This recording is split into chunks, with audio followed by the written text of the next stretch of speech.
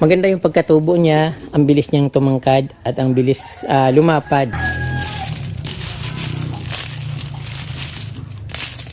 Basta isa kind of fern kasama dun sa ibang ferns, but ibang klase kasi ito, yung malilit lang yung dahon.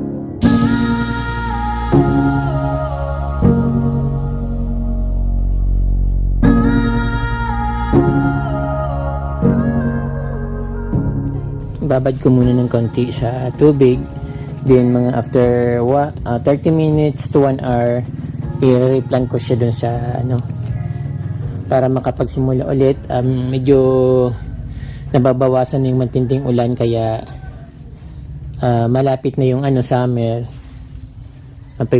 February na, then March sigurado tag-init hanggang April, May. So tamang-tama blooming ng mga mayana. So mapaghahandaan ko rin yung summer. Dito ko itatanim yung mga pulang mayana. Kasi yung mga kutsarita na variegated, hindi rin siya gumaganda kapag maulan. But siyempre malapit na yung summer. Pero mas gusto ko yata yung mayana dito para makulay siya. Kasi yung ganun din yung charita na variegated, ginugupit din siya kapag lumalago na para bumaba ulit siya. Kaya yung na lang, hindi ko naman siya tatanggalin, hahaluan ko lang siya ng yung mayana. Kasi pag matagal din lumaki yung mayana habang hindi pa lumalaki yung mga mayana, andyan din siya, maganda pa rin tingnan. So ito yung French bush, binili ko to sa Baguio. Ilang bisis ko na siyang ginupitan pero hindi rin yata siya gumaganda kapag tag-ulan. Then yung tea plant. So actually mahal yata tong tea plant na to pero pinutol ko siya. Pwede ko naman siyang bunutin. Mas maganda nga kasi may ugat na siya. Pero malalim yung niya, yung puno niya kasi yung lupa dito ay inano ko lang, parang dinagdag ko, kaya ayun, binunot ko yung pinaka mother plant. So ayun, dahil hindi naman maganda panahon, palaging hindi gumaganda yung tanim ko dito. Gusto kasi ng mga halaman, mostly yung mga halaman gusto nila yung may araw at naiinitan, kaya ayun. Pansamantala, dahil hindi naman sila maganda, tataniman ko ng mayana. Yung dito, pikara, hindi ko na siya tatanggalin dyan kasi maganda siyang halo sa mayana. Tapos dito, pag once na lumago na yung mayana, gaganda yon. Din siyempre malapit, madali lang naman siyang mawala. Then ito, andyan lang siya, gaganda pa rin siya. Then yung Pochianti, andyan lang din siya, hindi ko naman siya tatanggalin para habang hindi pa lumalago yung mayana, maganda pa rin siyang tingnan. Ayun. So maganda rin naman sana Kaya lang gusto kong i-restore yung mga mayana kasi sayang sa mayana kasi ako nagsimula na garden. At syempre hindi rin naman ako wala rin naman akong pambili ng mga mamahalin na halaman. Kaya yung na lang, yung na simpleng halaman lang tapos maganda rin naman siyang tingnan. Ito na yung ginupit ko kanina. At babawasan ko ng dahon. So medyo natagalan yung pagbabad kasi ayaw mawala yung ulan. So ngayon nawala na ng konti yung ulan. So babawasan ko yung dahon niya para hindi malanta. Tamang-tama February na ngayon. Tapos summer. Malapit ng gagandang mga sa pag summer gumaganda yung mga mayana, blooming sila pag summer. Kaya tamang-tama yung tanim ko na to. Pag naman pag lumaki ito masasapawan sila, so okay lang.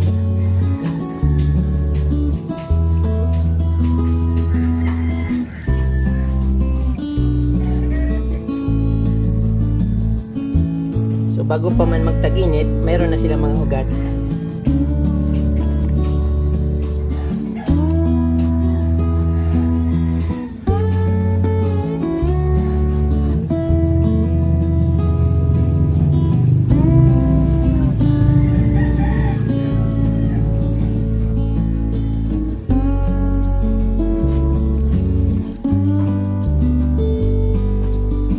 Pag lumaki ito, apaw yan dito.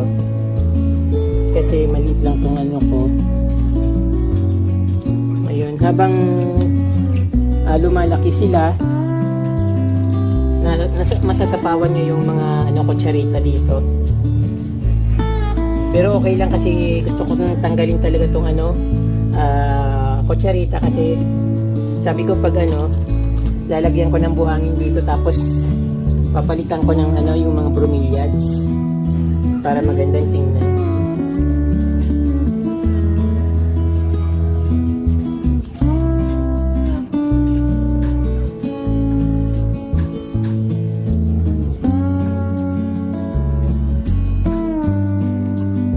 Yung dito, mayana, matagal ko na itong tinanim dito, kulay orange naman ito. Kaya lang siya ng natatalo siya ng tubig, nabababad sa tubig. Kaya ganyan hindi lumalaki. So ayun, nilagay ko na sa gitna, hinalo ko dun sa mga halaman para magandang tingnan. Hindi ko lang inalis yung mga dating tanim. Pag yumabong naman siya, masasapawan niya yon, kaya lilitaw yung kulay niya na pula. Din dito naman, yung parang kulay dito is kulay peach na mayana. Hindi ko lang alam masyadong kasi hindi lumalabas yung kulay niya kapag ganitong panahon na palaging ulan. Ayun. Sa gitna naman meron akong mga pikara diyan. Buhay na siya.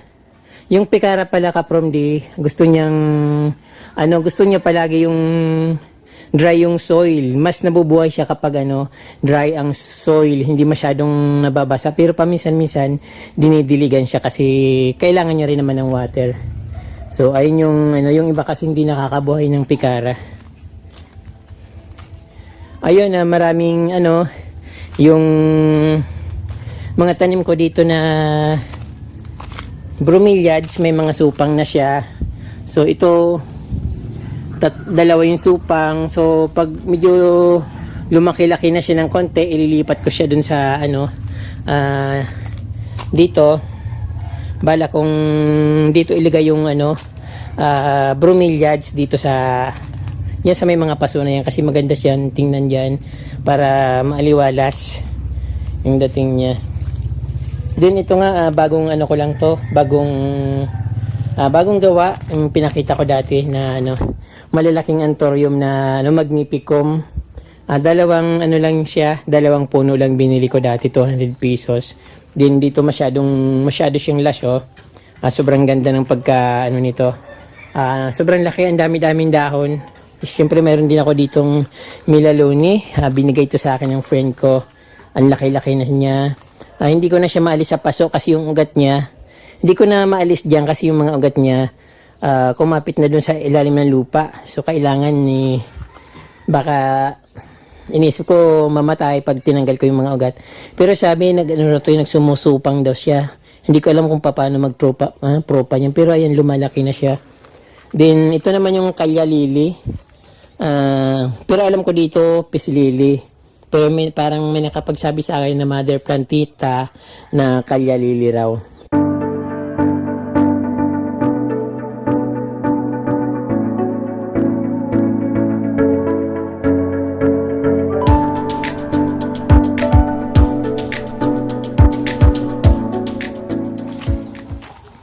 Nagpropa na rin ako nung isang araw nung medyo tumila yung ulan.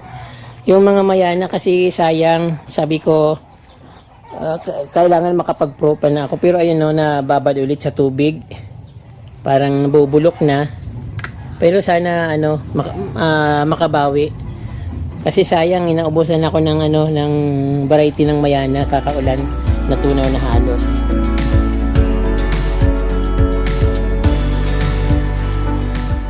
Ito naman yung orange na mayana. Then halos yun na lang natitirang mga sa akin. Ilang varieties na lang natirang mayana sa akin, kaya gusto ko ipropa ulit. Kahit na 5 variety na lang matira sa akin, okay lang basta yung maganda yung matira. Then ito yung silver button. Inano ko dun sa parang grenade ko or minarkot ko. Pero sa sobrang ulan, ito hindi yata siya hindi siya mabuhay. Nabubulok na yata siya. Hindi ko lang alam kung buhay pa ito kasi may daon pa. Pero parang tuyo na. Namigay pa naman ako ng mga sanga niya. Kala ko mabubuhay siya. Minamarkot pala yung tawag dito, yung silver button. At saka dapat pala gusto niya natatamaan ng araw, naiinitan siya. Dito halos wala nang nabuhay sa mga syngonium na puti dahil sa napakaraming tubig.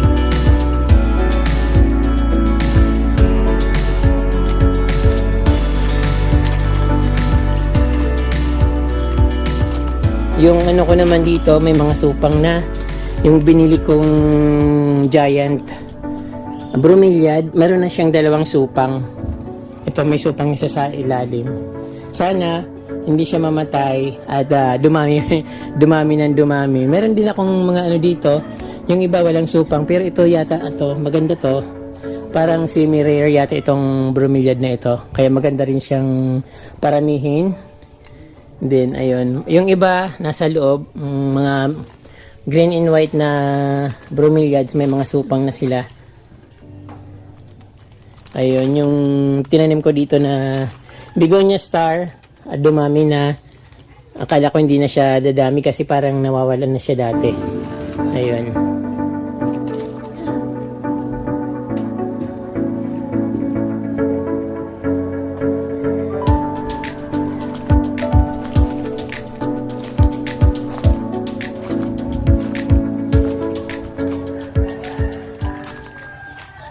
Yung pinutol ko na doon niya nag-ano na ulit siya. Ilang araw ko pa lang itong napuputol, na siya, nagdadahon na.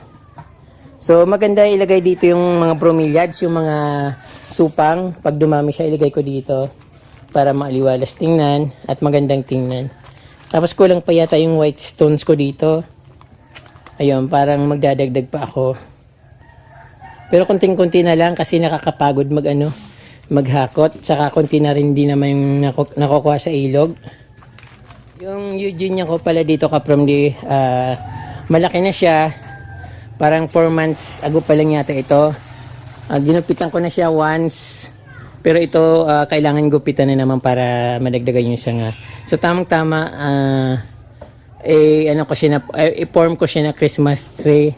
Kasi magandang maganda yung pagkatubo niya, ang bilis niyang tumangkad at ang bilis lumapad. So ayun.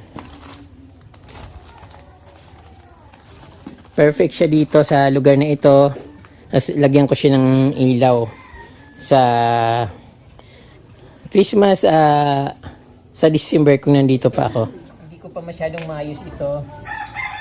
Pero gusto kong ano, maging magandang tingnan.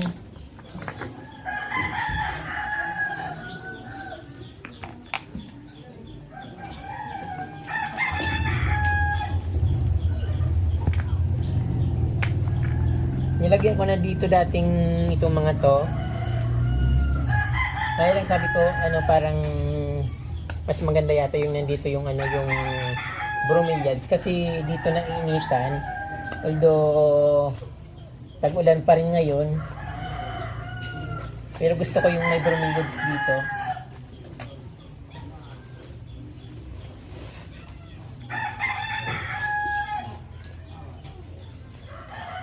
Makati rin yung bromeliad sa Promdi kasi meron siyang mga ano, meron siyang mga ang tawag doon, may mga tinik siya.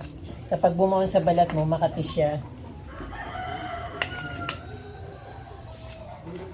So actually hindi naman siya kailangan ibaon sa lupa kasi nga kahit na sa bato or sa kahoy nabubuhay siya.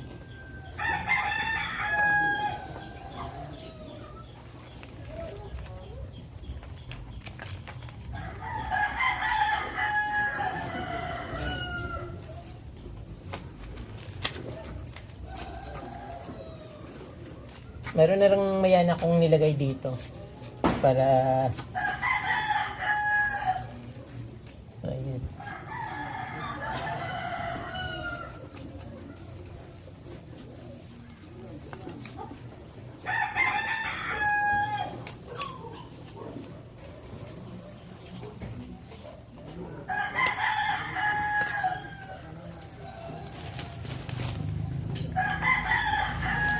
Maganda rin yung may mix na ano, katulad nitong bato. Maganda rin tingnan kasi parang fresh na fresh yung dating niya. Para kang nasa tabing ilog talaga.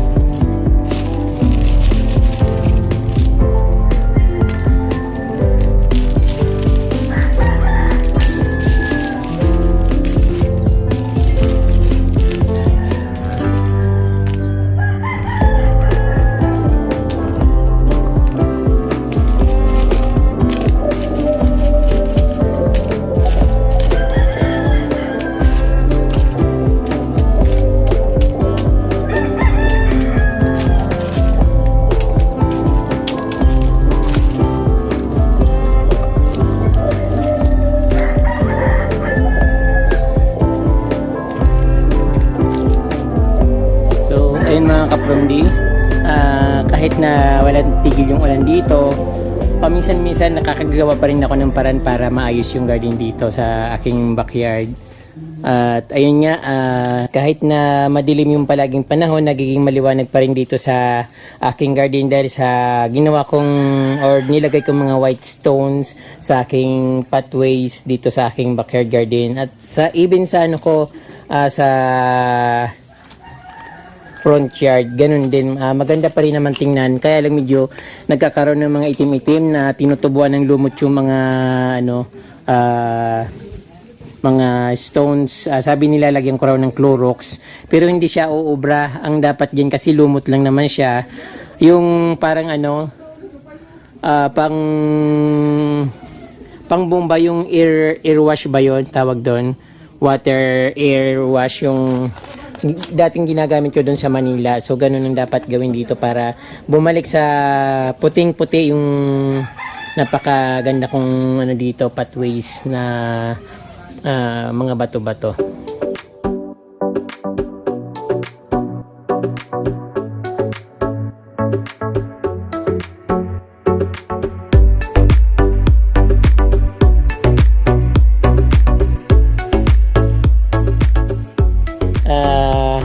Parang napabayaan na sa sobrang ulan na walang tigil. So katulad dito, parang nabuhay na naman siya ulit at gumanda ng konti, pero kulang pa eh. Dapat maglalagay pa rin ulit ako dito ng mga stones para maganda-gandang tingnan, kasi hindi pa siya pantay. Hindi rin ako makakuha kasi wala rin tigil talagang ulan.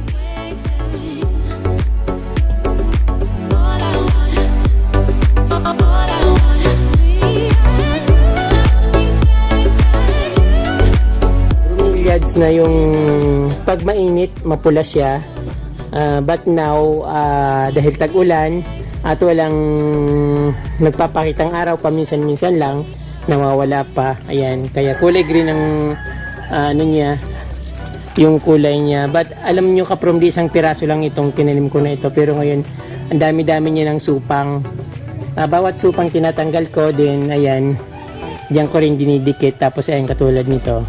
So marami na siya, pwede ko nang pag-iwahiwalayin at pwede nang dumami.